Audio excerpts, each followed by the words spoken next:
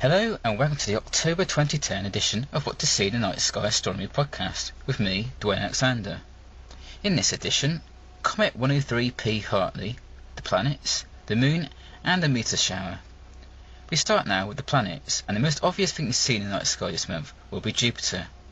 Take a walk outside on a clear night and look up in the sky. A bright star-like object will appear above. This is Jupiter, and is currently the brightest star-like object in our night skies.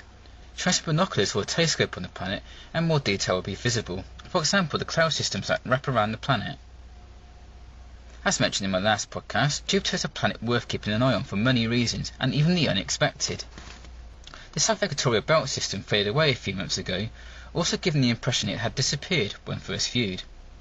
The belt is expected to darken again, but when it will do so is a bit of a mystery, and the reasons for why this happens are not fully understood, with only ideas being thrown around to why this sometimes happens. Other things to look out for in a gas giant are the Great Red Spot, an anticyclonic storm which has been raging for thousands of years. Jupiter's moon system, which can be seen through a telescope, will appear as pinpoints either side of the planet, and sometimes visible transiting the planet. A transit is when an object passes in front of another object as seen from a vantage point. In this case, Jupiter's moon is passing in front of Jupiter as seen from Earth.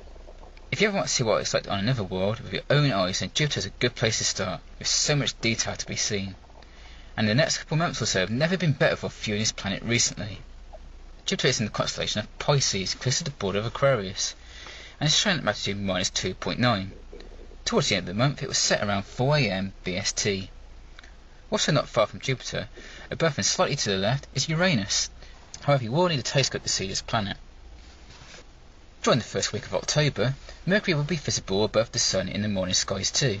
It is an amazing fact that many people have never viewed Mercury, so if you haven't, why not try doing so at sunrise? It will be shining at magnitude minus 1.1 and will be visible just above the eastern horizon. For a telescope, the planet will appear to be in a gibbous phase. You will also need a clear horizon to see this planet, but remember, do not look at the Sun with the naked eye or even through a telescope, as this will cause sight problems and even blindness. Moving away from planets and onto other bodies in the solar system, Comet 103P Hartley was discovered in 1986 by Malcolm Hartley, who the comet is named after. He used the Smith telescope in Sliding Spring, Australia, to discover the comet. The comet has since returned back in 1991, 1997 and 2004, and is returning again for 2010.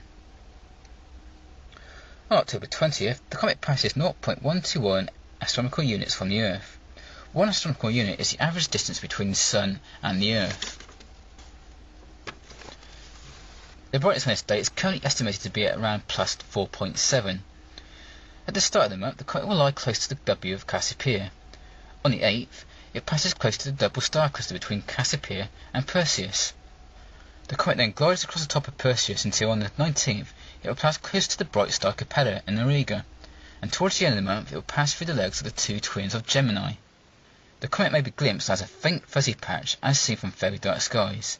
Binoculars and telescopes using a wide field lens should also be able to see clearly the comet.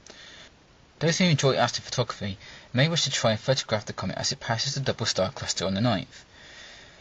This will also be a trait in telescopes, but you will need a wide field lens to see all three objects. We move on now to the Orionid meteor shower, which are active from the 2nd of October to the 11th of November, with a peak on the 22nd of October. The moon will hinder some of the observations of the shower, but despite this, some of the brighter meteors will be visible streaking quite fast across the sky. The radiant for this shower will lie close to Betelgeuse in the top left of Orion and below the constellation of Gemini. I've mentioned looking at the planets through binoculars and telescopes, and quite often the moon can get in the way of observing some events, which require dark skies. But don't let this ruin your astronomy plans. Point a telescope or binoculars at the moon and a whole host of out-of-this-world details can be seen, from craters to seas.